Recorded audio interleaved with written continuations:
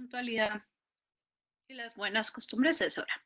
Claro que sí. Entonces, reiteramos el saludo de buenas noches a todos nuestra audiencia aquí y en el exterior, em, porque pues este video va para YouTube, así que pues no, no hay que saludarlos a todos. Esperamos que estén muy bien. Bienvenidos a esta charla sobre mHealth. Em, este es un esfuerzo que los capítulos andinos MD o medicina, ¿sí? Y cabalgantes han hecho para darles a conocer em, esta industria que es una rama muy importante para nosotros. Entonces, los conferencistas de hoy, les presento a la doctora Ángela María Ospina y yo, que soy Julio Andrés Chaparro, para los que no me conocían. Entonces, Ángela,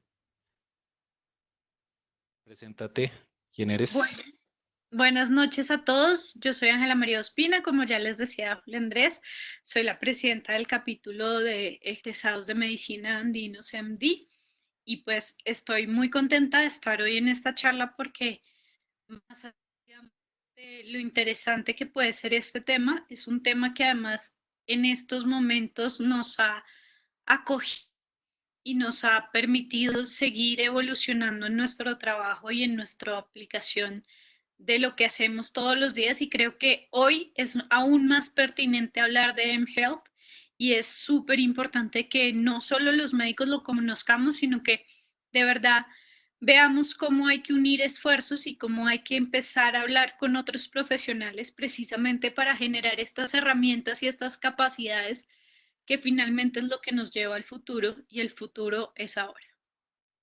Sí, señora. Tal cual es el futuro es ahora. Y además es una rama muy, muy, muy buena de conocimiento. Bueno, entonces, em, iniciamos con los antecedentes del mHealth. En las últimas 2 décadas, los dispositivos móviles han supuesto una gran evolución con la creación de los smartphones y el uso generalizado de las tabletas. Estas han supuesto un gran cambio en nuestras vidas. Existen otros factores como el mercado, la rápida aceptación y el precio y el acceso a Internet que ha hecho que este uso se generalice y que ahora ya no se esté hablando no solamente de mHealth o de Web 2.0, sino también de eSalud o eHealth. Y en ese sentido, pues parte de lo que ha sucedido es que nosotros como médicos hemos tenido que saltar a entender cuáles son estas alternativas electrónicas en salud. Una de las principales y que cada vez tiene más auge, no solo por la aplicabilidad, sino también porque genera espacios de transparencia donde la información de un paciente puede ser fácilmente accedida no solo por uno, sino por varios profesionales de la salud, lo cual integra funcionalmente de manera adecuada, digamos, la forma en que se atiende a los pacientes. Está, por ejemplo, las historias médicas electrónicas que están en auge y cada vez van a crecer mucho más. Digamos que esto se espera que llegue a ser absolutamente transversal y, como les decía, transparente para que la información médica de los pacientes sea de acceso fácil a los profesionales de la salud, abriendo la posibilidad de que el paciente no tenga problemas de trazabilidad ni de transporte de información. Está también la telemedicina, que creo que hoy más que nunca está en auge. Nosotros logramos hacer una atención médica efectiva mediante este tipo de dispositivos y este tipo de comunicación a distancia y podemos también tener ventajas como estar muy adentro de la vida del paciente. Es, digamos que de las experiencias más bonitas que he tenido yo en esta época de hacer teleconsulta es precisamente poder invitar a los pacientes a mi espacio personal, a mi casa, mostrarles mi cocina, mostrarles cómo organizo yo mis alimentos, por ejemplo, y también estar en el ambiente propio de mis pacientes y entender cuáles son sus dinámicas de vida, cómo es su casa, cómo se organizan, cómo son sus tiempos.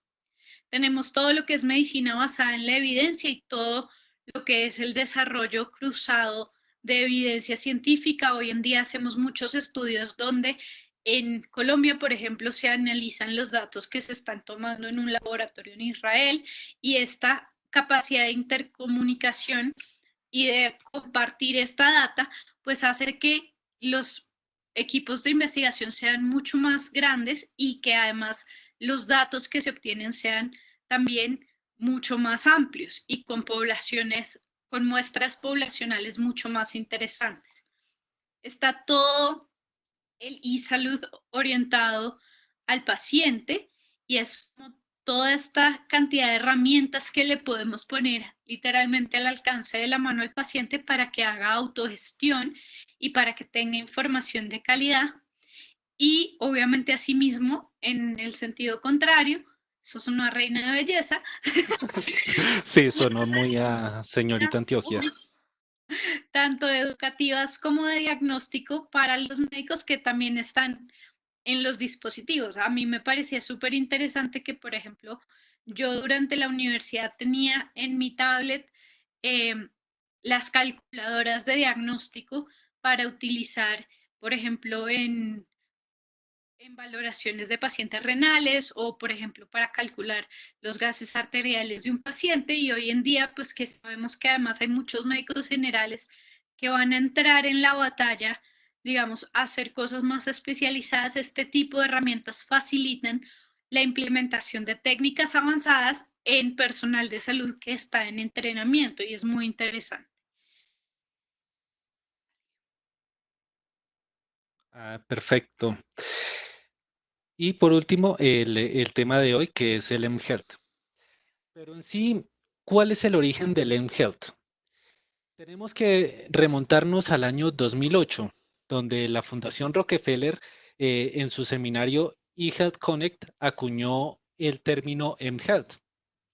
Este fue un término breve, conciso, para describir el uso de un teléfono móvil para la atención médica y para poner un marco de condiciones de uso para la atención digital de los pacientes. Y también, sin darse cuenta, le dieron a una apertura a una gran industria. ¿Cuál fue la meta en ese año? En ese año era que los pacientes, desde cualquier dispositivo móvil, pudieran abrir su celular y a través de él pudieran recibir una atención de calidad que sea donde se encuentre, inmediata y que sea sincrónica, o sea, en tiempo real. Pero en sí, ¿qué es la mHealth? Este concepto de mHealth tiene varios significados y depende mucho de quién lo dé. Una definición genérica es la aplicación de tecnologías de la información de comunicaciones en todos los aspectos relacionados que afecten al cuidado de la salud. Esa es una definición muy genérica. La Organización Mundial de la Salud dice que es la práctica de la medicina y la salud pública soportada por dispositivos móviles, monitorización de pacientes, asistentes personales y otros dispositivos inalámbricos. Mientras tanto, la Administración de Recursos y Servicios de Salud dice que es el uso de dispositivos inalámbricos para mejorar los resultados en salud. Esta organización propone una definición mucho más amplia debido a que usa el mHealth con fines de investigación en salud, ¿sí? Y por último, la Sociedad de la Información y Mantenimiento de los Cuidados de Salud dice que es el rápido crecimiento de la práctica de la medicina y la salud pública soportada en dispositivos móviles. Entonces, como pueden darse cuenta, es una definición que varía dependiendo la organización que la dé. Pero básicamente, y a pesar de que es tan variable la definición, sus ejes son muy claros y sus objetivos son muy claros.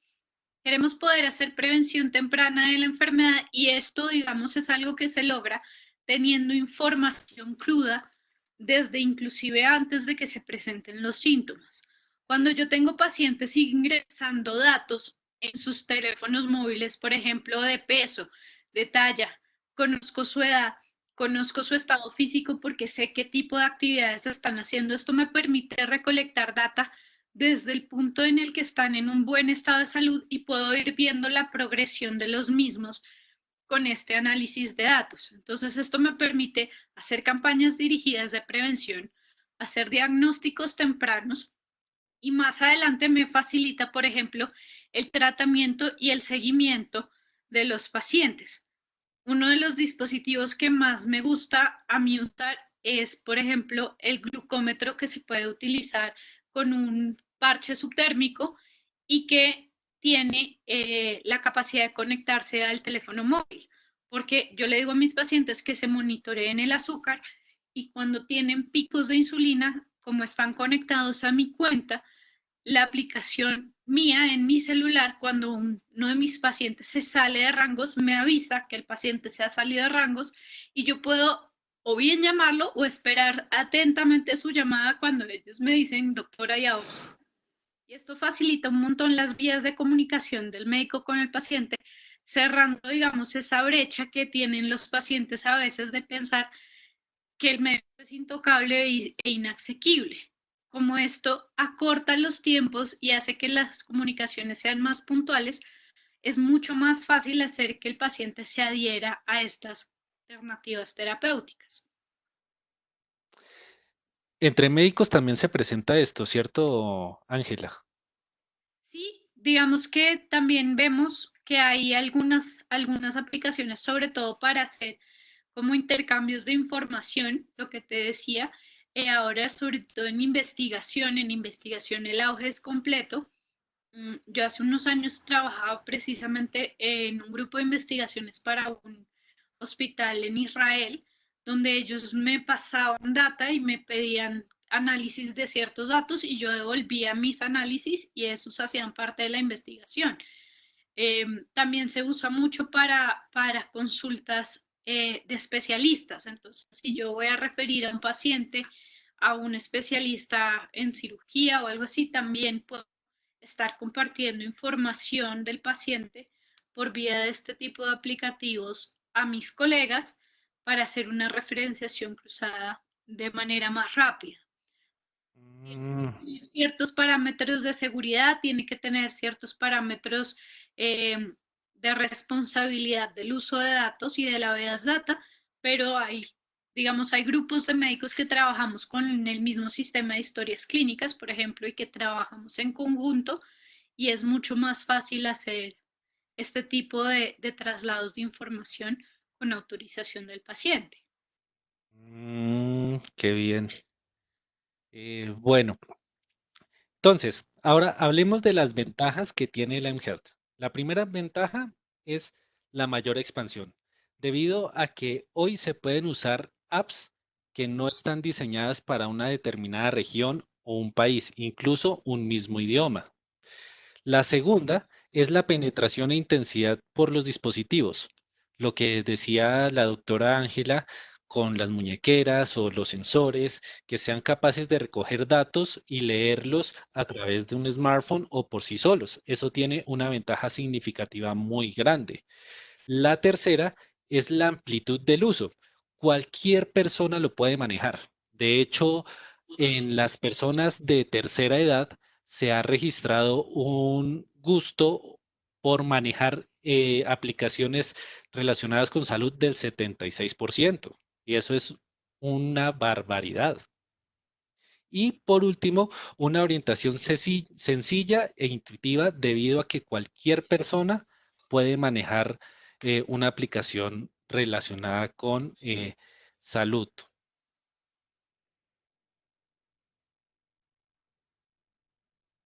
Bueno, como hablábamos, los ejes son absolutamente claros. Entonces vamos a hablar un poco de cuáles son los principios fundamentales y qué es lo que uno espera del mHealth. Realmente, si ustedes se fijan en esta parte, es básicamente lo que se espera de la medicina, que en general es como hacia dónde debemos pensar los médicos en nuestro ejercicio. Primero, que tengamos la capacidad de hacer predicciones, es decir, que nosotros podamos tener un gran conocimiento sobre cómo se mueve la data, cuáles son las tendencias y con esto también saber cuál es la probabilidad de sucesos a acontecer que pueden presentarse en nuestro paciente. Esto hace a la vez, y es un eslabón que va muy unido, que uno pueda tomar acciones preventivas.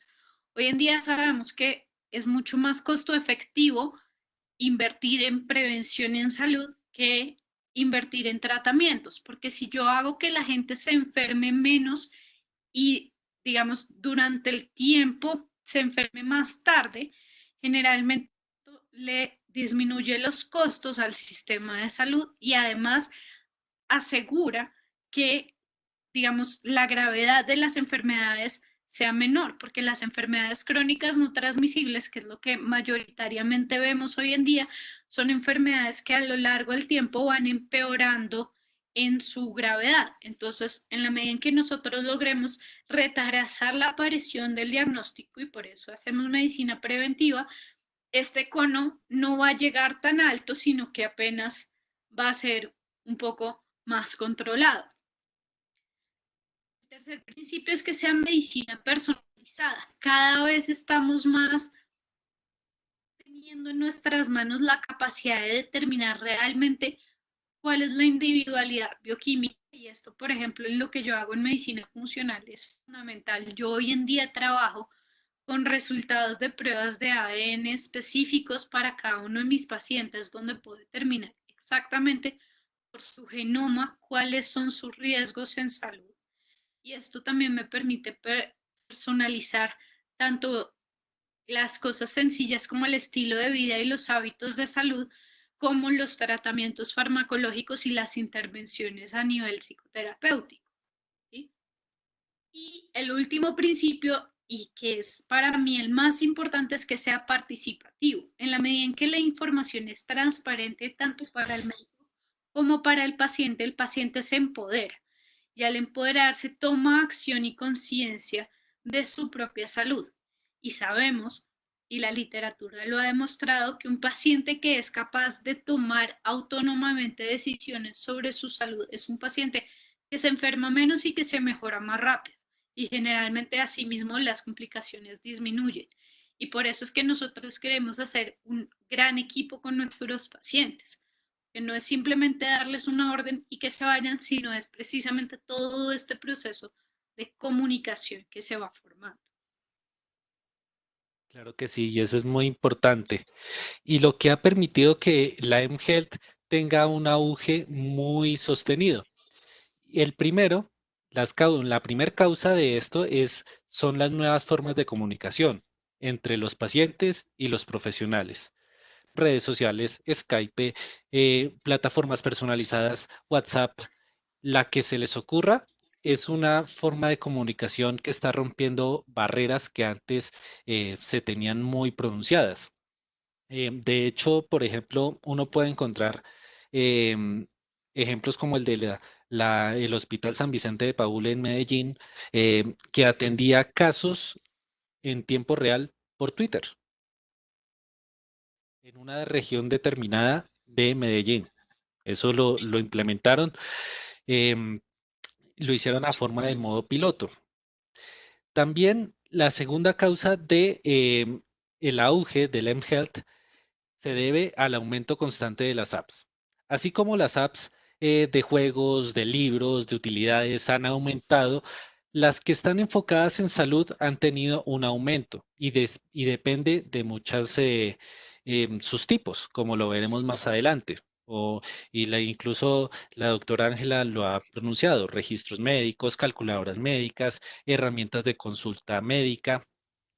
Y también otra cosa que va muy encaminada hacia los principios del mHealth es el mayor interés por los pacientes en su tratamiento. Estos se vuelven expertos en sus patologías y transmiten los datos electrónicamente, así como para tomar decisiones sobre su proceso asistencial con ayuda de los médicos.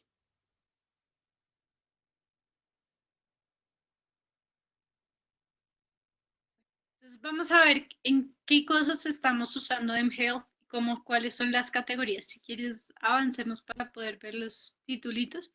Entonces, primero, pues tenemos todas las herramientas para la atención, para los centros de atención en salud. Esto tiene mucho que ver con los datos de ingreso del paciente, con los monitoreos y con la estructura de una clínica. Hoy en día tenemos clínicas digitales. Como les contaba yo, por ejemplo, tengo la oportunidad de trabajar con unos colegas y no compartimos el mismo espacio físico, más si compartimos el mismo espacio virtual. Y esto es una gran ventaja porque nosotros podemos tener grandes colaboraciones y tener una atención en salud centralizada de modo virtual, pero no necesariamente físicamente. Y esto permite, por ejemplo, que haya médicos que viajen a otras ciudades y atiendan, por ejemplo, en Cartagena, en Medellín o en Cali, y que el centro se mantenga unificado.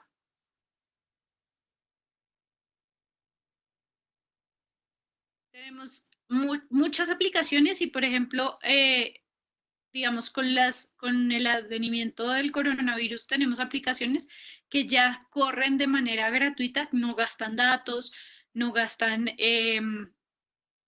red de telefonía celular, sino que la gente los puede utilizar. Sobre todo en salud pasa mucho esto, que los aplicativos rápidamente se vuelven gratuitos y se vuelven de amplio uso, precisamente por esto.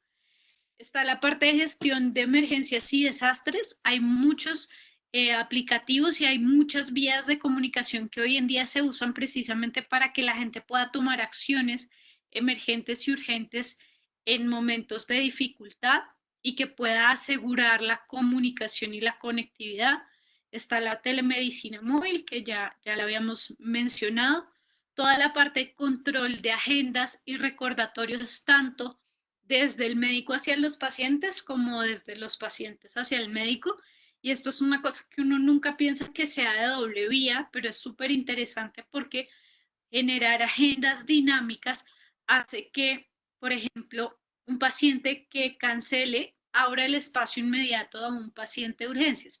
Esto que antes pasaba, que era además un poco romántico, y era que los pacientes se hacían amigos de la secretaria de uno, como, por favor, Andreita, guárdame un espacio, si alguien cancela, me llamas, me avisas, y era un efecto muy humano detrás del agendamiento de los médicos. Pues hoy en día eso se ha tecnificado y se ha mejorado en el sentido que el paciente que está pidiendo una cita de urgencia recibe un mensaje inclusive sin que el médico o la asistente del médico se entere, y ya se reprograma la consulta. Eso genera una gran disminución en los tiempos muertos de atención y en la falta de llenar los espacios de cita, que para los médicos es muy importante porque si uno abre una agenda uno la quiere ver repleta, y lograr atender, digamos, asegurar la oportunidad en la atención es uno de los deberes que tenemos como médicos y como prestadores de salud. Está toda la parte de movilización de la comunidad. Obviamente, cuando tú tienes la capacidad de volver algo masivo, logras llegar más lejos, y eso también hace que, por ejemplo, las campañas de prevención y promoción en salud lleguen más lejos, que es el siguiente punto de hecho también. Y es precisamente eso, cuando tú logras masificar esto, tú logras también una penetrancia más importante de las campañas que estás haciendo.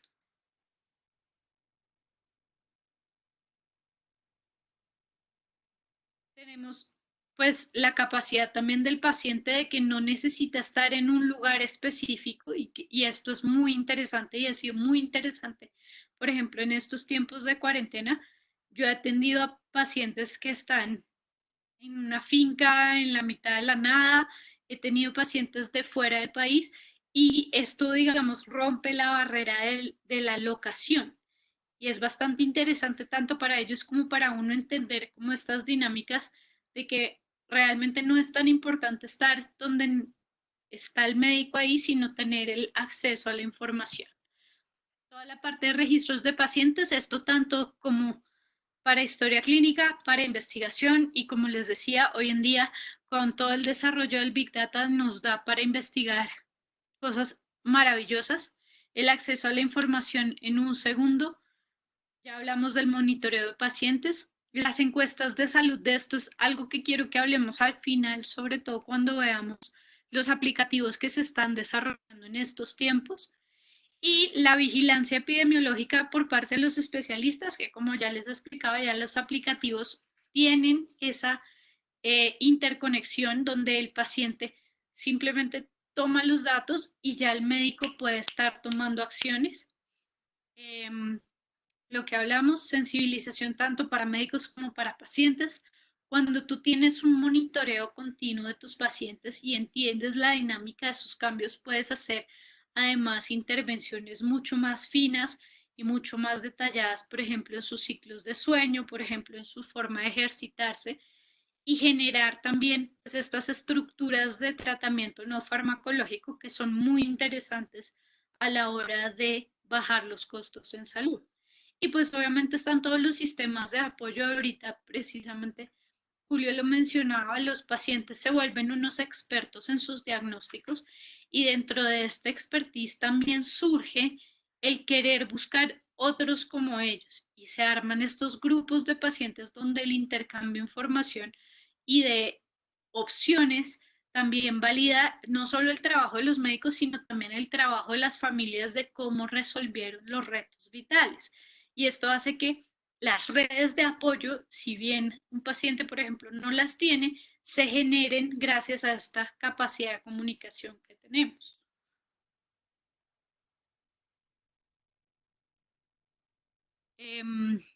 Bueno, ahí es como un poco para mostrarles cómo se distribuyen estas. Si quieres, Julio, explícales tú, porque además yo no veo. A ver, esta muestra, estas categorías que mencionamos anteriormente fueron el resultado de un estudio que hizo la OMS en 153 países en vías de desarrollo.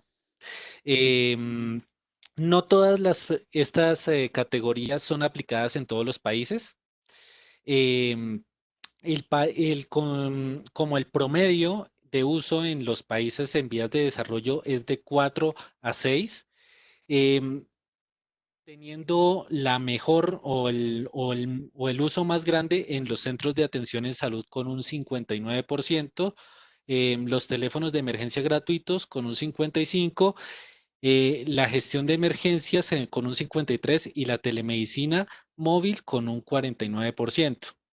Es importante destacar que por más que haya habido un empuje o una evolución en estos temas, gran parte de estas categorías todavía se encuentran en una etapa muy rústica, ¿sí? Todavía está como en una etapa muy primaria y eso ha imposibilitado que haya una mayor evolución, pero poco a poco se va logrando esto. Em, Les hemos traído un ejemplo bastante curioso de cómo con poco se puede lograr un gran impacto en una comunidad. Y es el ejemplo de Bangladesh. No sé si ustedes conozcan ese país, si lo hayan mencionado, si yo lo hayan escuchado. Bangladesh es un país supremamente pobre, pobre allá en Asia, un país bien escondido allá en Asia. Es un país que tiene dificultades geográficas y que tiene una densidad poblacional bastante grande. ¿Qué ha pasado? El ministro de Salud de allá ha aprovechado el creciente número de suscriptores de la telefonía móvil para mejorar la salud de los ciudadanos y superar barreras de comunicaciones existentes. Esto lo ha hecho por medio de campañas por mensaje de texto independientemente del operador de la persona. Esta estrategia la han hecho allá em, varias veces con diferentes campañas y les ha dado muy buen resultado.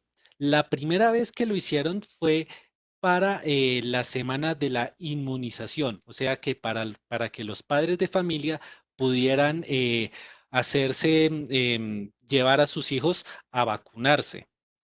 Entonces, ¿qué fue lo que hicieron allá? Distribuyeron un montón de mensajes de texto, los mandaron a los operadores los mandaron a toda la ciudadanía y hubo una afluencia muy grande en los centros de salud. Esta misma estrategia la han hecho, por ejemplo, en la campaña de lactancia materna o en campañas como el uso o el consumo de alimentos con vitamina A.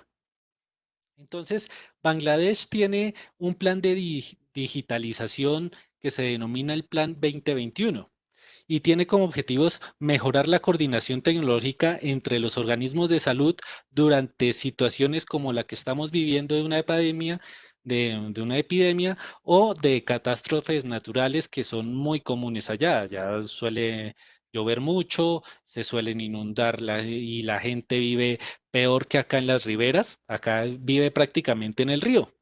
La gente vive, e incluso hay gente que vive en selvas, ¿sí?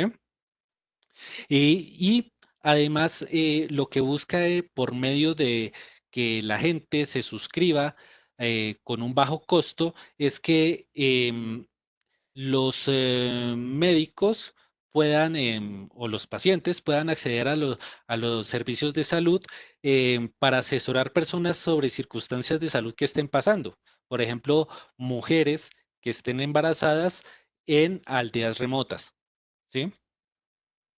Aunque no se ha medido muy claramente el impacto de estas campañas, el ministro ha sido testigo de los masivos resultados que éstas han tenido, no solo en la gente que va a los centros de salud, sino también en el mismo ministerio, porque el papeleo se ha reducido, las llamadas a los fijos también se han reducido y lo que ellos esperan es que conforme el país vaya mejorando la infraestructura eh, de comunicaciones, ellos puedan ir de la mano, evolucionando y creciendo estas campañas que ellos tienen. Entonces, este es un ejemplo bastante interesante de cómo el mHealth ha impactado en una zona geográfica bastante pobre. Entonces, imagínense si eso lo pudiéramos hacer acá en Colombia. Entonces, ya entrando aquí en materia sobre las aplicaciones, ustedes pueden ver dos cuadros que están acá, ¿sí? Iniciando por, estos son los cuadros, estos son los números de aplicaciones que están tanto en Apple como en Android. Apple está arriba, Android está abajo. ¿Qué pasa? Entre todo el mar de aplicaciones que hay, no solo en estos dos em, sistemas operativos, sino también en Windows Phone y en otros, hay más de 325.000 aplicaciones. El 30% de estas aplicaciones van vinculadas hacia el tema médico, hacia la ayuda a los médicos. El 70% restante va ampliado hacia el público en general. ¿Qué ha pasado con estos números que están viendo aquí en pantalla? El crecimiento ha sido sostenido, ¿sí? Ha sido constante, excepto aquí en el 2018, donde puede verse un declive en el desarrollo debido a unas condiciones que Android le puso a los desarrolladores en salud y por eso ha habido un declive, pero en este momento está en evolución de nuevo. Bueno, vamos a mirar cuáles son las áreas temáticas más fuertes en este tipo de aplicativos. Como es de sospechar, y creo que muchos de ustedes, si se voltean a ver su celular, por lo menos tienen una de estas aplicaciones. Y yo, pues evidentemente esto es en lo que trabajo, entonces puedo confesarme que de mis aplicativos móviles tengo una carpeta exclusiva para fitness y para lo que es información de salud y de hábitos saludables, pues es mi área de trabajo, pero además es una de las cosas que más consultan los pacientes. Los pacientes hoy en día tienen aplicativos para agendar sus entrenamientos físicos, para saber a qué lugares pueden acceder o inclusive aplicativos donde pueden ellos bajar las rutinas de ejercicio y hacerlas a través del aplicativo. Digamos que la parte de fitness no solo incluye la parte de ejercicio, también incluye toda la parte de salud mental y meditación, que hoy en día tenemos también un gran auge de este tipo de aplicativos para hacer relojes de meditación, relojes de concentración, o donde tenemos meditaciones guiadas o clases de yoga y ese estilo de cosas que también caben aquí. Es un tema muy amplio porque, como les digo, ya llevamos dos grupos.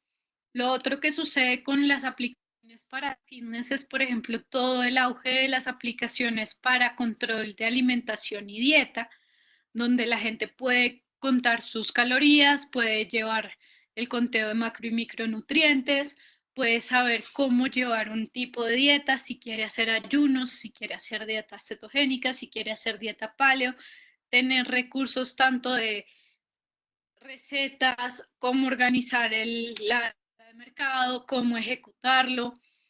Entonces, pues esta sí es el área de mayor impacto. Tenemos toda la parte de información sobre medicamentos, que esto creo que más nos compete a los médicos. Sin embargo, a los pacientes a veces les encanta saber de esto. Hay vademecums hoy en día muy buenos. Yo creo que yo nunca compré un vademecum de papel. Mi primer vademecum sí fue un PR vademecum, que era el gordo EPTT de los clásicos, pero yo lo tuve, mi primer vademecum, en mi tablet, precisamente para saber cuáles eran las interacciones medicamentosas. Está toda la parte de cuidado y belleza, que yo lo uniría con fitness porque cada vez son más difíciles de distinguir entre unos y otros. Lo que les hablaba de nutrición, está toda la parte de consulta, gestión de tratamientos, seguimientos. En esto, por ejemplo, sabemos que ya hay aplicativos que le recuerdan a la persona si ya compró sus medicamentos y en cuánto tiempo se le deben acabar. Muchos de los pacientes, por ejemplo, empiezan a tomarse la pastilla para la tensión y se la saltan un día, se la saltan dos, y estos aplicativos llevan ya un récord de cuántas tabletas vienen en el blister y le está diciendo: al día 30 usted debería ya haber terminado sus tabletas y es tiempo de recomprar. También tenemos toda la parte de educación médica continuada, que es el CME, donde pues uno además tiene recursos de aprendizaje y de revisión de tema. Hoy en día, por ejemplo, hay un gran auge en todo lo que son revisiones para exámenes extranjeros y todo lo que son fichas de estudio, por ejemplo, en anatomía, en fisiología, en bioquímica. Existen aplicativos donde uno puede jugar y repasar lo que necesita para su examen.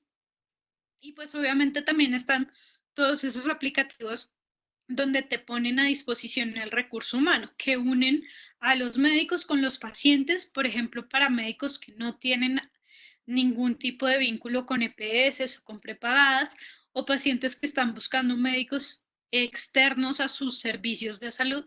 También existe esta comunicación y esta oferta, que pues más adelante vamos a ver algunas aplicaciones que precisamente hacen eso. Tienen como directorios médicos donde la gente puede encontrar servicios que quizá por su seguro no encuentra, o por sus prestadores de salud no encuentra, o en su ciudad no encuentra, y esto facilita el acceso nuevamente, que es uno de los grandes objetivos que tenemos que nosotros asegurar que se cumplan. Aquí en los hábitos de aplicaciones de cuarentena, como le decías, la doctora Ángela, los de ejercicios, los fitness, son los que están mandando la parada. Y segundo, los temas de coronavirus. Y ya situados por debajo, como lo decía Ángela, es todo el tema de fitness y de salud. Son La gente en esta cuarentena está consumiendo mucho aplicativo de cuidado y de salud y de ejercicios. Y esto se demuestra en que las aplicaciones de bienestar están ganando en este año una cantidad exorbitante de dólares. Si ustedes pueden ver la aplicación que se llama MyFitnessPal, está ganando casi 1.200.000 dólares a abril de este año. ¿Sí?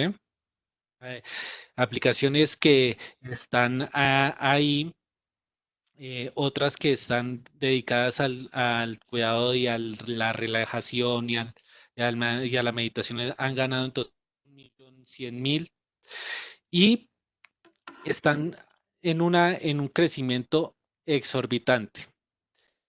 Ahora, ¿Dónde están ubicados estos desarrolladores? El 30% de las aplicaciones, el 35% de las aplicaciones están en Norteamérica. Han venido o surgido de Norteamérica. Estados Unidos, Canadá, el 30% viene de Europa, el 25% de las aplicaciones viene de Asia y Latinoamérica y Oriente Medio con un 5%. ¿Qué ha pasado? El mHealth es un mercado que en el 2015 estaba catalogado, estaba evaluado en 10.2 billones de dólares. Para este año se estima que pueda alcanzar los 31 billones de dólares. Y para el 2025 se estima que este mercado, que esta industria puede alcanzar los 213 billones de dólares. ¿Sí?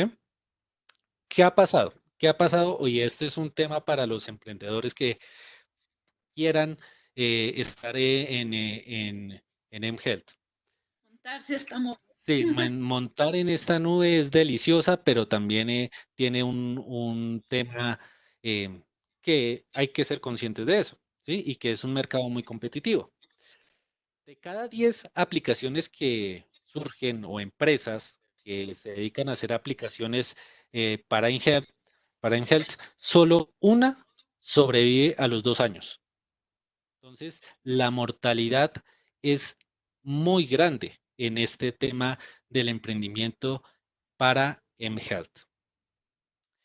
Pero entonces, si dices que el 5% en Latinoamérica, ¿cómo está Colombia en este tema? Es necesario echarle un ojo primero o al desarrollo tecnológico en Colombia primero. Colombia ha sido de los pocos países que ha crecido científica y tecnológica, pasando del lugar 67 al lugar 63 en el 2016. De cada 100 colombianos, 57 tienen conectividad a Internet a este año, en el 2020. ¿Sí? El promedio de aplicaciones por smartphone que tiene una persona en Colombia es de 12 aplicaciones. ¿Sí? Y un tema, y un tema que es, ¿lo cumples, Ángela, si las 12 aplicaciones o son más? Esto estaba mirando, tengo 9, 10. De solo salud tengo 20. Mm. De solo salud. Yo De- tengo, yo tengo 17 aplicaciones en el smartphone. No, yo no te puedo dar ese dato tan rápido. Yo tengo Sí, y, de autodeclarar smartphone adicta. sí, señora, eso acabamos de ver. Y por último, algo que se dio en estas semanas, que fue el ingreso formal de Colombia a la OECD. ¿Por qué? Porque este organismo de países ricos recomienda implementar políticas efectivas que garanticen un desarrollo sostenible en temas de ciencia y tecnología, especialmente que esto permita hacer negocios y pueda producir un fortalecimiento en todos los aspectos de la industria.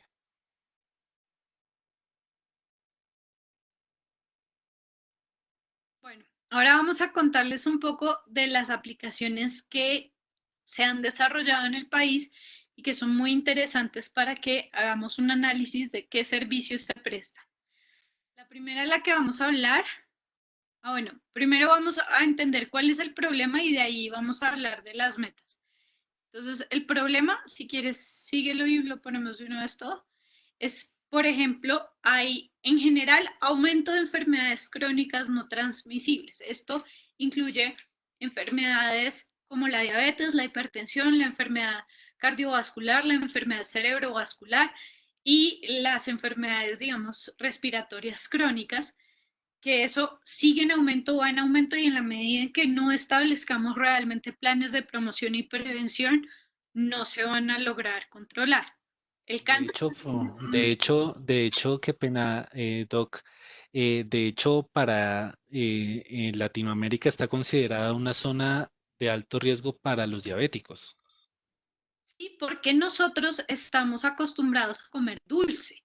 Nuestra cultura latinoamericana tiende a ser muy comelona de dulce, uno no lo cree, pero como comemos tantas frutas, nuestro gusto por el dulce es mucho mayor. Entonces, ya no comemos tantas frutas como antes y ya no comemos tantas cosas locales como antes, pero todo lo que sepa dulce, bizcochos, donuts, cinnamons, este tipo de cosas que nos han invadido un poco desde otras latitudes, hace que el aumento de la diabetes sea tan marcado. Entonces, la intención de esto, pues obviamente siempre es reducir los costos en salud, reducir las complicaciones y reducir la necesidad de servicio médico al final de la cadena, digamos, de valor del proceso. Y para esto, digamos, quisiéramos lograr que la diabetes se baje, que las complicaciones de las enfermedades respiratorias se bajen, que las enfermedades cardiovasculares bajen en su incidencia y que las patologías crónicas secundarias como el cáncer y las enfermedades autoinmunes también disminuyan en su prevalencia. La forma de hacer esto claramente es tomar acciones tempranas y enseñarle a la gente a autogestionar su salud de manera temprana, porque estos son enfermedades crónicas no transmisibles. Y esa es la clave. Son enfermedades que si uno las ataca antes de que aparezcan, nunca aparecen. Y que si uno las acata temprano, lo otro que puede hacer, digamos, en cosas como las que yo hago, es lograr la reversión de la enfermedad con intervenciones que son costo efectivas y que son muy fáciles de implementar por el paciente. Si yo a un paciente le logro enseñar a comer de una manera distinta y le tengo un aplicativo lindo, como por ejemplo el que veíamos ahora de MyFitnessPal, donde le estoy haciendo, digamos, interactuar con su comida de una manera diferente, el nivel de conciencia que adquiere el paciente, por ejemplo, el paciente diabético, de decir, ah, no, es que el arroz de verdad sí tiene mucha azúcar y pues no es que el arroz me sabe salado y ya, sino que hay que entender un poco más allá. En la medida en que logramos poner esta información, la prevalencia de las enfermedades debe bajar y ese es como el objetivo al que queremos llegar. Las prioridades en mHealth, que son básicamente muy sencillas, que es la primera, proporcionar una atención más cercana a la casa y que para eso el gobierno ha buscado tener una diversificación en el tema ciudad y más aún en el tema rural por las dificultades geográficas que tiene Colombia. Las disposiciones para movilizarse es un tema bastante complicado. La segunda, que es mejorar la capacidad de los pacientes para la autogestión, lo que decía la doctora, para que tengan un mejor control sobre sus patologías. Y la tercera es profundizar en el uso de las aplicaciones con valor agregado en salud. Esas son las prioridades que tiene Colombia. Ahora sí vamos a ver los aplicativos. Perdón que les spoiler alert con toda. Sí, ahí sí el spoiler ahí apareció. Sí. Entonces el primero es, uy, El primero es VITAP. Esa es una aplicación de medicina funcional que es muy interesante porque lo que hace es como una preconsulta. Y en esa preconsulta hay una serie de cuestionarios médicos que es un algoritmo muy complejo, evalúan realmente cuál es el riesgo en salud del paciente y cuáles serían las intervenciones inmediatas de cambio en el estilo de vida. Esta aplicación uno la llena y ella le devuelve a uno la alimentación que debe llevar y el tipo de problema o disfunción metabólica que tiene y tiene la doble direccionalidad. Esta información se va directo para el paciente y si el paciente decide agendar una cita con un médico funcional, la información también se le pasa de manera automática al médico funcional y uno tiene la posibilidad de antes de conocer al paciente conocer sus riesgos. Y esto hace que la consulta sea mucho más ágil y que las determinaciones médicas sean mucho más asertivas. Está Salud Spot, que es sobre todo para apoyo de bienestar de los pacientes y promoción del bienestar. Está Telemap, que es como para asistencia e información sobre minas Data, no sé si, Julio, si quieras Sobre contar. pacientes, sobre ese aplicativo está más orientado hacia los pacientes que han sufrido eh, temas de minas quiebrapatas. Sí, ahí les ha prestado una asistencia, les han prestado como ellos necesitan una rutina, entonces dentro de esa aplicación está incorporada ese tema.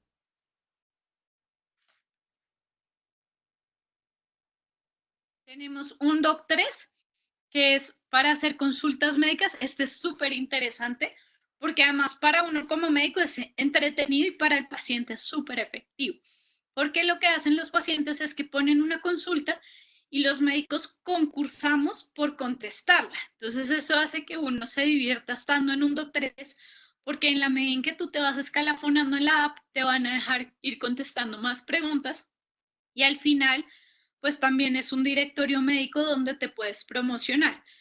Ahí lo que uno hace es que el paciente pone la pregunta y el primero que responda y que responda de una manera bien, pues es la respuesta que le llega al paciente y puede empezar a establecer una relación. Inicialmente funciona de manera anónima, pero como les digo, en la medida en que el médico se va escalafonando, también le da la posibilidad de promocionar su consulta privada. Es bien chévere. De hecho, esta aplicación ha sido destacada por Mark Zuckerberg y el año pasado recibió 1.6 millones de dólares en inversión. Y también ha sido de gran apoyo para el gobierno en temas de, de localizar datos de personas en áreas lejanas, ¿sí? Especialmente, por ejemplo, en temas de sexualidad o en temas de hábitos saludables. El siguiente es PharmaCenter, que es PharmaCenter es un tema básicamente de ayuda para fármacos y SexApp. No sé si ustedes se acuerden que el gobierno Santos, con su campaña de Vive Digital, em, cogió a todos los ministros un día y se los llevó a diferentes partes del país para empezar como una campaña de eh, digitalización, ¿sí? Y que repartió 150.000 tabletas a niños en partes muy alejadas del país. Pues bien, eh, dentro de esta app iba, dentro de estas tabletas iba esta aplicación que se llama SexApp Datos, que es básicamente una ayuda para que los jóvenes tengan información sobre sexualidad y que prevengan el embarazo adolescente. Y esa es una aplicación que la hizo el gobierno colombiano con ayuda de la Bayer Colombia. Y la instaló en esos dispositivos y la distribuyó en las áreas remotas del país. Por eso es muy importante esta aplicación. Bueno, entonces pasemos a un tema que es del día de hoy, que es de uso cotidiano en estos días, desafortunadamente, que es el tema del COVID-19 y el mHealth.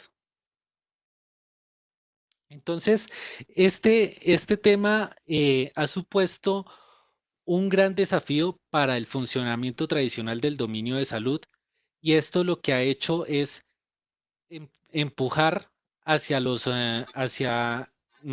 los pacientes y al sistema de salud hacia un aceleramiento de salud digital.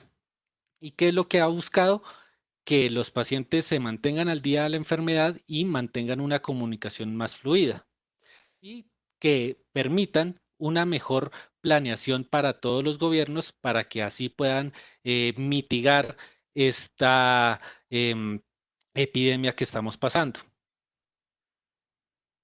Entonces, em, ¿qué ha pasado? El COVID ha impactado en cuatro aspectos fuertes en el tema de health. El primero es la distancia médica. ¿Por qué?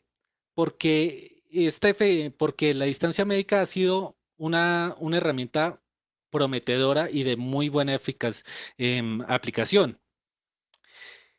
Esta herramienta le ha permitido ahorrar tiempo y ahorrar espacio físico en centros de salud, además de que ha sido muy usada. La segunda, como lo hemos reiterado en varias ocasiones, es el monitoreo de los pacientes. Eh, el alto flujo de enfermos con coronavirus ha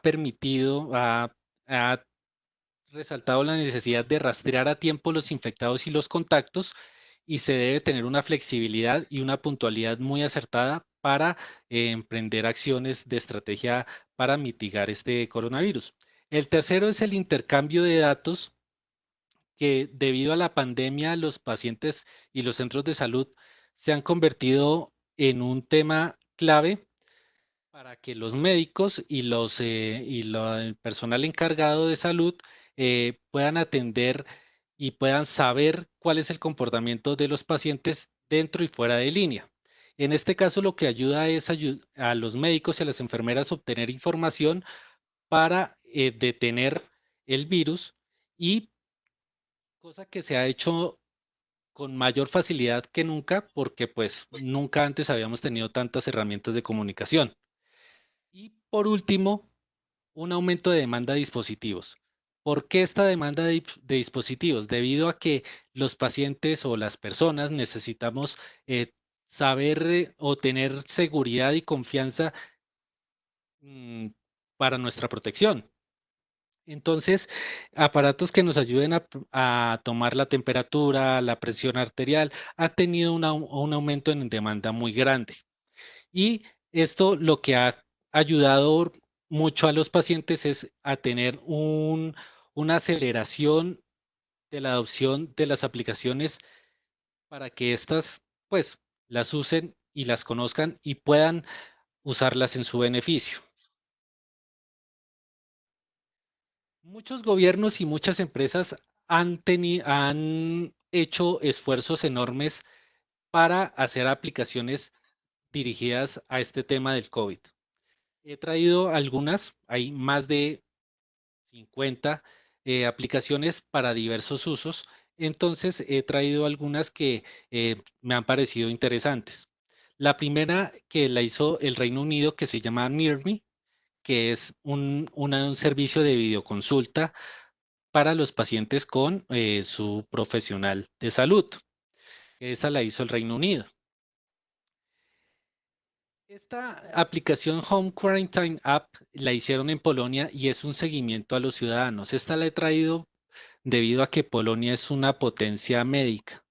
Y Polonia es un país que tiene un costo de salud muy bajo. Entonces, los europeos, cuando necesitan un tema de salud, por ejemplo, estético, de alguna cirugía, entonces o se vienen para este lado o van a Polonia. Entonces, esta aplicación es bastante buena y le ha servido mucho al gobierno para hacer un seguimiento de los ciudadanos. Esta aplicación, que es de Italia, que se llama iHospital, Italian Hospital, es una aplicación de las más interesantes que he encontrado, debido a que esta aplicación inicialmente la desarrollaron en un hospital San Rafael, que se llama el hospital en Italia, en Roma, y tiene asistencia con inteligencia artificial. ¿Qué fue lo que ellos hicieron? Ellos ya venían trabajando un tema de tuberculosis, de monitoreo a pacientes con tuberculosis. Entonces, lo que hicieron en este hospital fue trasplantar este modelo de inteligencia artificial para ponerlo en esta aplicación, em, y adaptarlo a las necesidades de monitoreo que necesitan los pacientes con COVID-19. Una aplicación que se llama Cernas contra el coronavirus, contra el COVID, que le hicieron en España. Está básicamente orientada a la sobretensión, asistencia y control de los pacientes y de la ciudadanía en general. COVIDcom, que es hecha en Francia, que facilita la comunicación de los pacientes con el sistema de salud. Y una que es bastante efectiva, que está ayudando mucho, que se llama Smart Quarantine. Esta la desarrollaron en República Checa y es usada allá y en el sur de Moldavia. ¿Por qué traje esta aplicación? Esta aplicación la traje debido a que República Checa es de los países que em, no le ha hecho caso a China ni tampoco le ha hecho caso a Corea del Sur en el tema del COVID, sino que se ha basado en lo que ha hecho Taiwán. Taiwán es de los países que mejor ha mitigado este tema del COVID. Entonces, esta aplicación lo que hace en República Checa es guiarse por los parámetros que hicieron en Taiwán, adaptarlos a República Checa y por eso es de los mejores países que ha manejado esta crisis en Europa. Ahora hablemos de una que eh, tenemos muy a la mano, que es Corona App. Ángela, ¿estás por ahí? Acá estoy. Entonces, Corona es la app que se generó a partir del Ministerio de Salud y del Instituto Nacional de Salud.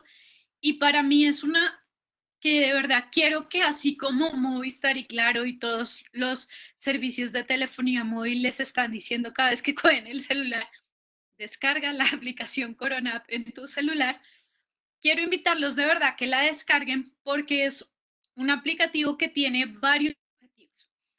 Primero está el monitoreo de la población en general. Como ustedes saben, desafortunadamente no tenemos ni la velocidad de testeo ni el número de pruebas suficiente para poder hacer las pruebas diagnósticas que de verdad se requerirían para poder tener un impacto epidemiológico que frene la tasa de replicación del coronavirus.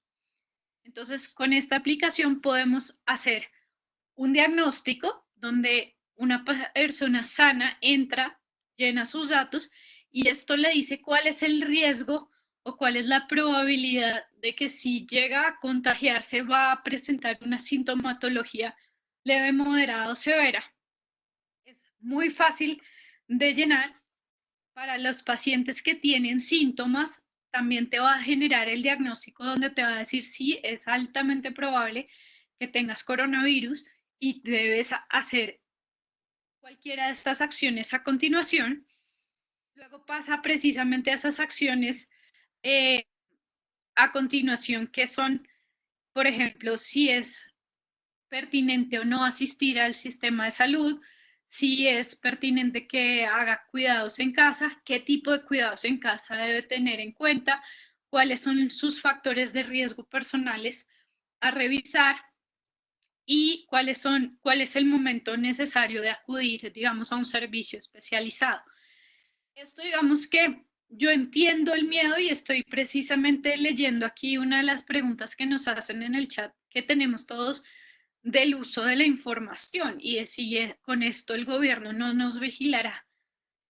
Yo soy una de las principales personas que apoya muchas de las teorías de conspiración y les juro que para mí esto fue un paso que me lo pensé mucho, porque sí es cierto que uno de las limitantes en todo esto y en general con el Big Data es que cuando uno entrega sus datos ya uno no es dueño de su información. Sin embargo, tengan en cuenta que estamos en un momento de pandemia. Esto quiere decir que estamos enfrentándonos a un enemigo mayor y así yo creo que hay que procurar un bien mayor. En la medida en que nosotros podamos darle información a los médicos, una de las quejas que más tenemos nosotros es que los datos epidemiológicos son muy pobres y son muy pobres porque no sabemos registrar, porque no sabemos asistir a tiempo y porque muchas veces, digamos, si no hay los recursos de diagnóstico, la gente puede haber muchos más pacientes. Yo más o menos hacía el otro día un cálculo con uno de mis profesores de epidemiología que el número real de casos puede ser el triple de lo reportado. Entonces, si ustedes se están dando cuenta de cómo la proporción es tan alta, la capacidad que tenemos de prevenir y de lograr mitigar esto está en el hecho de que podamos acercar estos dos números, en que realmente la casuística se asegure de ser reportada. Y el diagnóstico clínico de coronavirus es muy claro, o sea, no solo necesitamos las pruebas de los antígenos o las PCRs para diagnosticarlos. El diagnóstico clínico es válido. Y en una aplicación como Corona nos estamos basando precisamente en el diagnóstico clínico para tener una mejor muestra de la situación real en salud. Evidentemente, si ustedes son unas de esas personas que por ningún motivo quieren dejar sus datos de salud a la vista de todo el mundo, pues primero les recomiendo que no tengan ningún wearable, porque si ustedes ya tienen un smartwatch o una brazalete o cualquier tipo de dispositivo que tome mediciones desde su cuerpo, ya esa información no les pertenece. Ya esa información no es de ustedes. Otro, pues es que el celular también los está monitoreando. O sea, ustedes puede que no tengan aplicaciones descargadas a conciencia, pero por ejemplo, Apple tiene la aplicación de salud que te monitorea cuántas horas estás en pantalla, cuánto caminas, por dónde caminas, y el simple hecho de que tengas un aparato de estos en el bolsillo es tener un GPS en el bolsillo. Entonces, preocuparse por si el gobierno nos está vigilando, pues te invito a que no compres un smartphone. Tocaría llegar a ese extremo. Entonces, con Corona, ¿qué me parece interesante? Eso, que tiene la capacidad de que tú puedas saber cuál es tu riesgo antes de exponerte. Esto sirve mucho para la toma de decisiones. Por ejemplo, la gente que está decidiendo ir o no ir a trabajar. Recomiendo, por ejemplo, a los empresarios que la bajen, que hagan que todo su personal que va a entrar a trabajar lo baje, y así uno puede tener también una idea epidemiológica de cuál es mi población a riesgo. Si yo tengo trabajadores de 55 a 60 años, pues tienen un puntico de riesgo más, pero si alguno de ellos tiene una comorbilidad, ya tiene 2 cruces, y si además toma más de 2 medicamentos, tiene 3, y ya sabría yo que me es más barato mandar a ese paciente, a esa persona a hacer teletrabajo desde ya y no reincorporarla al trabajo locativo, porque al final de cuentas que se enferme me puede salir mucho más costoso. Entonces, todas estas cosas son un poco de generadores de conciencia que me parece importante tenerlas. Y lo otro que tiene interesante, aunque no está tan actualizado, es que nos va haciendo el muestreo de cómo van los datos en Colombia. Esto yo sé que para la gente es muy complejo manejar este tipo de información y que la gente puede volverse pesimista y que esto puede deprimir a cualquiera de decir como, oiga, es que todo el día me están recordando cuántos casos nuevos hay, cuántos recuperados hay, pero Colombia ha sido uno de los países con mayor éxito en la recuperación de los pacientes y eso es algo que hay que tener en cuenta, y que cada vez que ustedes vean esos datos, por favor, remítanse a estos números que son los esperanzadores. ¿Sí? El salir de una crisis como esta depende de que logremos que la gente que se enferme logre recuperarse satisfactoriamente y que logremos un poco ese efecto de la inmunidad en rebaño. Entonces, si ustedes se fijan, mantenerse al día con estos números tiene esa ventaja. ¿Listo? Entonces, yo sí los invito, a mí me gustó, yo la bajé, la estoy recomendando en mis pacientes y me parece que es un granito de arena que además como sociedad los pacientes y el público en general nos da a nosotros los médicos de verdad para tener herramientas de decisión reales. Digamos que además tengan en cuenta que hablar con las entidades gubernamentales desde el punto de vista médico siempre tiene un reto de sobreponerse a las barreras de los egos personales, de los egos políticos, y después hacer que entiendan cuál es el impacto y la gravedad de este asunto para que ellos después puedan tomar decisiones. Entonces, en la medida en que uno tenga evidencia y datos concretos, pues esta capacidad también de ejercer control político es mucho más fácil. Parezco haciendo campaña, pero pues es un poco la cosa que creo que tenemos que tener. Sí, señora. Y también es muy importante que el resaltar que las empresas, que las empresas han hecho un gran esfuerzo por sumarse a a contener este virus. Y es por eso que iOS y Android lanzaron una API de compatibilidad con el objetivo de agilizar los monitoreos y prevención sobre el COVID. O sea que lo que le proporcionará a los gobiernos, porque esto va desenfocado hacia los gobiernos, una integración de datos más profunda con iniciativas para la salud pública y las aplicaciones de salud de los gobiernos. También ha habido farmacéuticas que han desarrollado aplicaciones como el COVID-19 Alert y My Patient Data, que es de origen alemán y está más enfocado hacia el diagnóstico del COVID. También ha habido comunidades que han hecho su esfuerzo para sumarse a estas iniciativas y es por eso que se creó Open Coronavirus, va más enfocado hacia la prevención y el diagnóstico, y Citizen 19, que es un movimiento de ciudadanos en toda Europa que comparten información sobre esta enfermedad.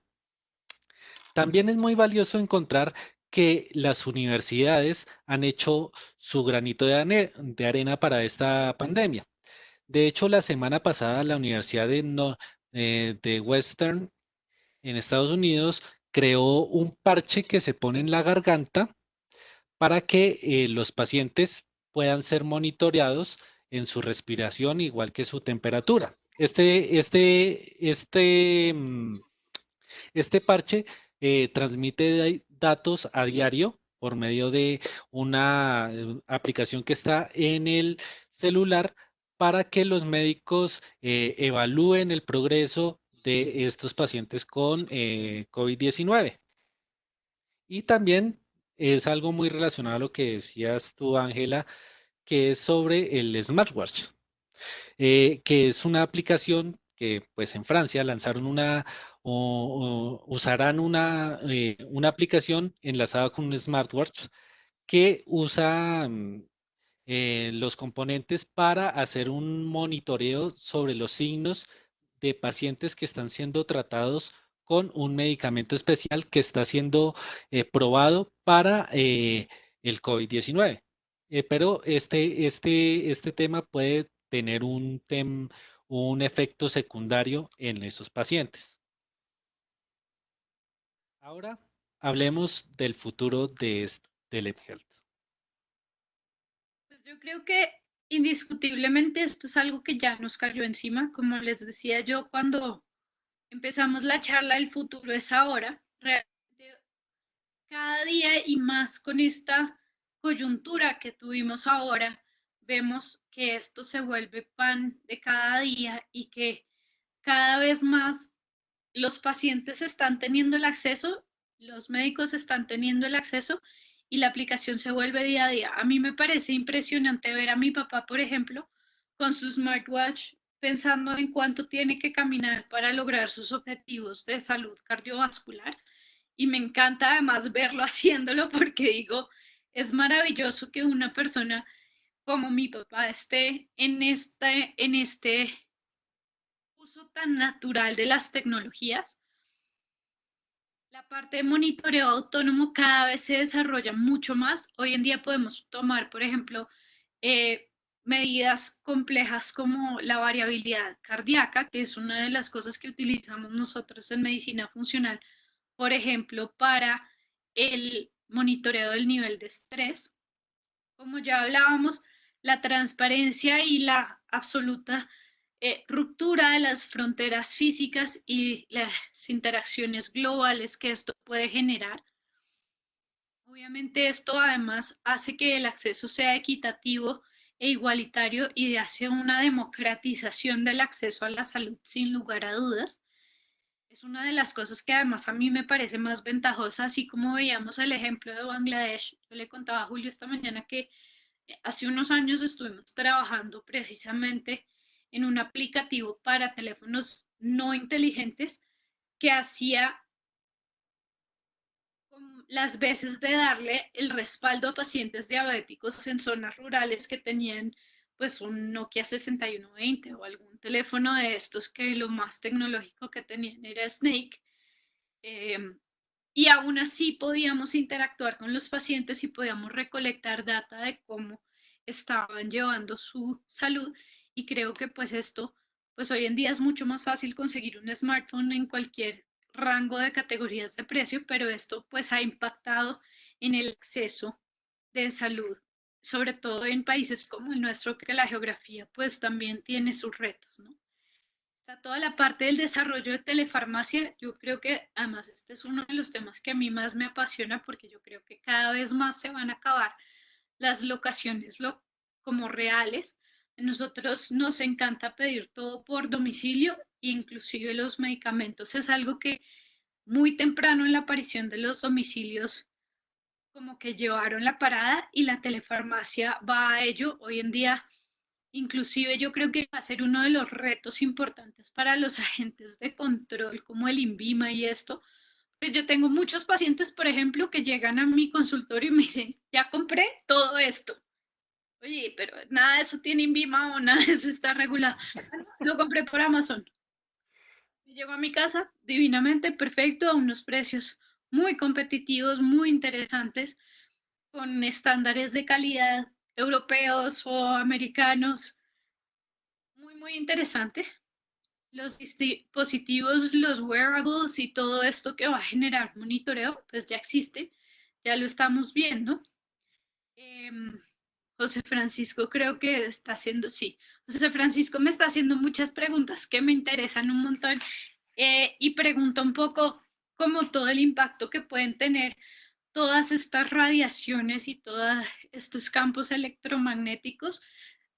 Te lo puedo contestar muy a manera personal. Sí, para mí es una cosa que va a tener gran impacto en salud. Yo hoy precisamente hablaba con mi mamá de eso, que yo sí creo que este tipo de tecnologías han tenido un gran impacto en nuestra salud, no solo positivo, sino también preocupante y que tenemos que alarmar ante esto. No hay muchos estudios porque pues estamos compitiendo contra Apple y contra Google.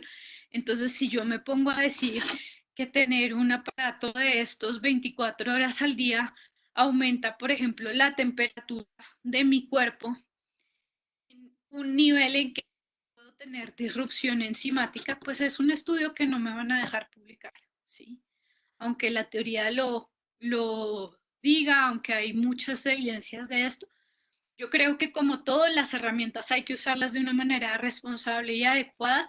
Yo soy de las que le digo a mis pacientes y en el primer bloque de mis fórmulas está al final del día, apague todas las pantallas, desconecte todo, apague su wifi y trate de dormir con la menor contaminación electromagnética posible porque sí, esto tiene un impacto en salud y es real y es parte de lo que nos está enfermando hoy en día, pero asimismo, si tenemos herramientas que nos puedan permitir, como yo les decía ahorita, democratizar la salud y llegar a esas personas que de verdad no tienen el recurso o no han tenido la posibilidad de ver, por ejemplo, un especialista, pero lo pueden ver por telemedicina. Yo les cuento, de hecho, brigadas en el Chocó donde me he conectado con mis profesores a decirles auxilio porque tengo un caso quirúrgico completo y necesito poderlo remitir bien y la solución ha sido apoyarme en las tecnologías de la información. Entonces yo creo que en esto el debate ético es muy grande, el debate, digamos, a nivel del daño que nos puede causar este tipo de desarrollos a nivel fisiológico, pues es algo con lo que tendremos que evolucionar y que así como nos acostumbramos a tener bombillos y a dormir menos horas de las que realmente necesitamos porque se nos ocurrió poner el sol dentro de la casa, pues también nos tendremos que adaptar a toda esta contaminación electromagnética. Desafortunadamente creo que avanza mucho más rápido de lo que la evolución fisiológica puede hacerlo y vuelve y juega, digamos, acá hay mucha tela para cortar, pero creo que hay que usar las cosas que tenemos en la mejor manera posible, con toda la responsabilidad, con toda la conciencia de que no hay mal que por bien no venga, como decían las abuelas, y de también tener en cuenta que a mí me encantan los dichos, ni tanto que queme al santo, ni tampoco que no lo alumbre, uno tiene que encontrar la justa medida de las cosas. Sí, eso es cierto. Y también no estamos muy lejos de que de que los médicos no solo receten medicamentos, sino también recomienden apps. Yo lo hago, yo hoy en día lo hago. Yo muchas veces le digo a mis pacientes, mire, si usted MyFitnessPal así no nos pague derechos por promocionarlo, pues se las doy mucho a mis pacientes para que entiendan cómo comer. VTAP, por ejemplo, es una aplicación que uso con mis pacientes porque es muy fácil que las recomendaciones alimentarias y de estilo de vida queden ahí registradas y que yo pueda hacer el seguimiento de cómo van cambiando los síntomas. Em, Tengo, por ejemplo, una aplicación para medir variabilidad cardíaca en el consultorio y se las bajo a mis pacientes para que evalúen sus niveles de estrés. Recomiendo muchas de las de meditación porque pues la gente, por ejemplo, cuando está empezando a meditar necesita guías y quiere como entrar en esta onda. Em, Así que sí, yo me apoyo mucho en eso porque además es una forma fácil de que el paciente haga autogestión y es que el empoderamiento de verdad es una de las cosas que más mejora a los pacientes. Es impresionante, pero un paciente que es capaz de tomar su salud por sus propias manos es un paciente que evoluciona a la velocidad de la luz. Es impresionante. Sí, señora. Y eso es propósito, y eso es un propósito que la mHealth está apoyando y es el ganar empoderamiento de los pacientes, que estos tengan mucha información en sus manos y no solo que la tengan, sino que también sepan qué hacer con ella, ¿sí?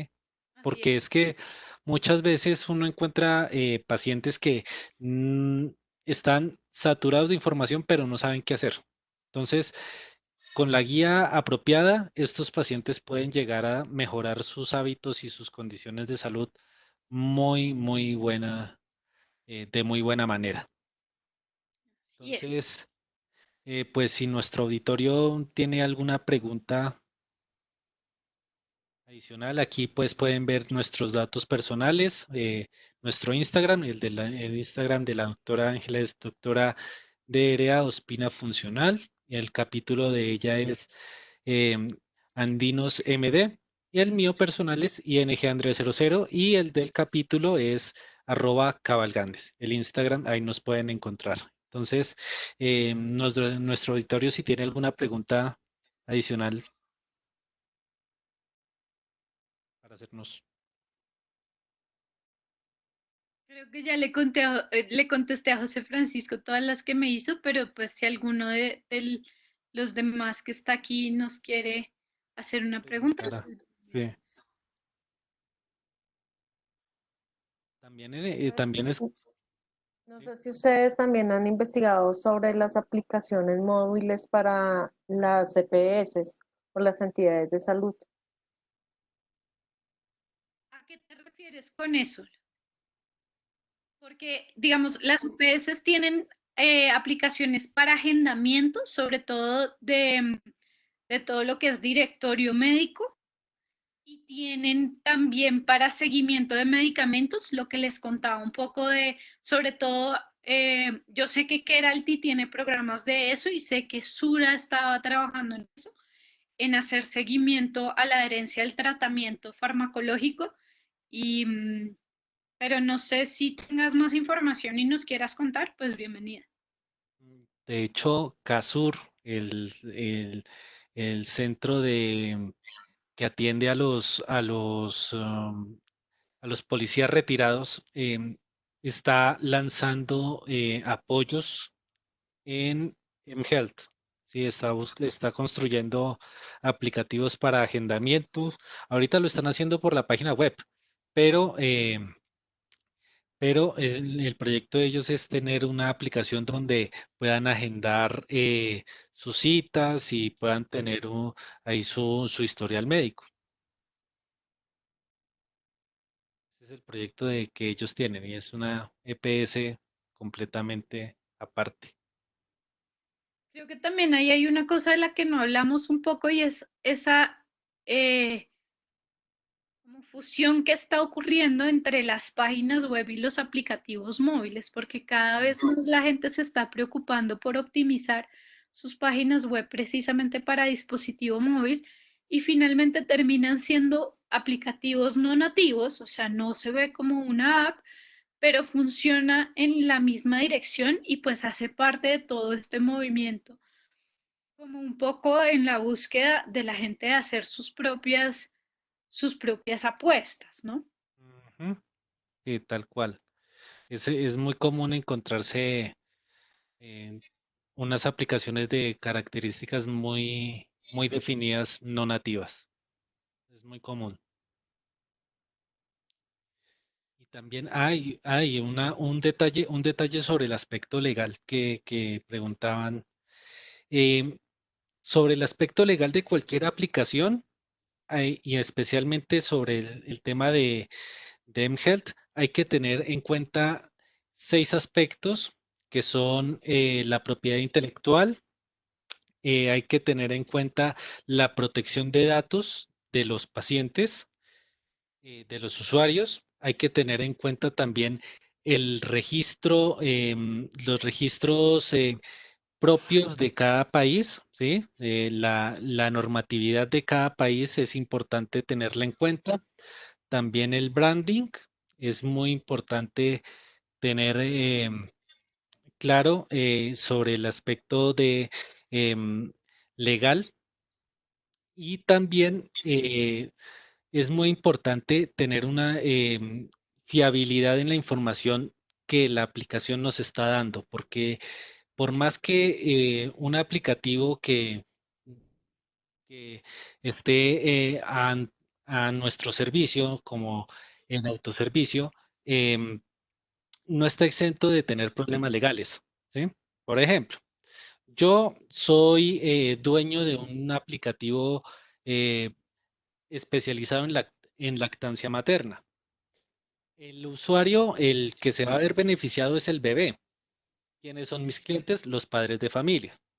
Si yo llego y coloco información sobre cómo tratar la fiebre en un bebé en la aplicación, y esta aplicación y esta información está errónea y causa daños en la salud del bebé, los padres pueden meterme en problemas legales a mí por falsa información en las aplicaciones. Ese es un tema a tener en cuenta en el aspecto legal con mHealth. De hecho, eso es un tema para una sola charla en mHealth y aspectos legales de estas aplicaciones en salud. Sí, yo creo que ahí el aspecto legal y el aspecto ético se prestan para que hagamos una discusión súper rica y súper larga de esto, porque pues además son cosas que evolucionan a una velocidad tal que uno a veces siente que no hay el detenimiento de ver qué va a pasar y realmente detrás de ella sí está, hay mucha normatividad, hay muchas reglas de juego que deben estar muy claras para que uno de verdad pueda participar de esto y haga, como lo he reiterado muchas veces, un uso responsable de las tecnologías. Ujú. Sí, ¿alguna otra pregunta de nuestro auditorio virtual? ¿Alguna intervención, algún comentario? Si no, pues para ir cerrando esta amena charla de mHealth. Y pues, no sé, doctora, si tú quisieras dejarnos un último mensaje. Nada, cuídense, por favor, quédense en casa lo que más puedan. Estas 2 semanas que se vienen son cruciales. La alta exposición que va a haber nos va a demostrar realmente qué tan preparados estamos para atajar este virus. Por favor, procuren mantenerse sanos. La mejor forma de no sufrir nada y de no enfermarse a largo plazo es mantenerse sano, hacer ejercicio, pensar bonito, comer frutas y verduras y pues cualquier cosa que necesiten, por favor no duden en contactarme en mis redes sociales y estamos para servirles. Encantada de estar otra vez aquí en Uniandinos, en mi casa. Muchísimas gracias a Cabalgandes y a Julio por esta invitación que ha sido muy grata y además ha sido un tema que realmente me parece maravilloso y que pues con todas las cosas que me mueven dentro creo que que es algo que tenemos que aprender a hacer bien hecho. Sí, señora. No, a ti muchas gracias, Ángela, por este apoyo. Gracias a todos por su asistencia. No sé si tú dentro de medicina tengas algún evento próximo que quieras decirnos. Sí, estamos haciendo las charlas de medicina tradicional china y calobiótica. Si quieren acompañarnos, están súper bienvenidos. Ya en 3, 2, 1 les digo eh, cuál es nuestro siguiente evento. De hecho, tenemos un evento mañana vamos a hablar en nuestra serie de calobiótica sobre la ciencia de la conciencia. Vamos a estar con el doctor Jairo Buitrago, que es uno de mis profes de medicina china. Es una de las personas que más sabe de filosofía de la medicina tradicional china acá. Eso será el día de mañana a las 7 de la noche. Están súper invitados. Estaremos con Cisandes, que es nuestra llave en terapias alternativas, antropología, Café Seneca y pues obviamente invitados, súper invitados especiales cabalgantes a unirse en este movimiento pro salud que tenemos en Uniandinos y bueno, espero verlos en una próxima ocasión. Sí, claro que sí. No, pues a ver, nuestra próxima charla por parte de Cabalgandes será el próximo sábado a las 4 de la tarde. Estaremos con el herrero Juan Henao, que él nos va a enseñar mucho sobre el cuidado de los cascos en los caballos. Va a ser muy interesante. Les recomiendo que se inscriban. Vamos a estar ahí muy atentos a todo. ¿Sí? Bueno, entonces, pues no siendo más, muchas gracias a todos. Un abrazo, cuídense mucho. Feliz noche. Nos estaremos viendo en la próxima. Muy amables. Gracias.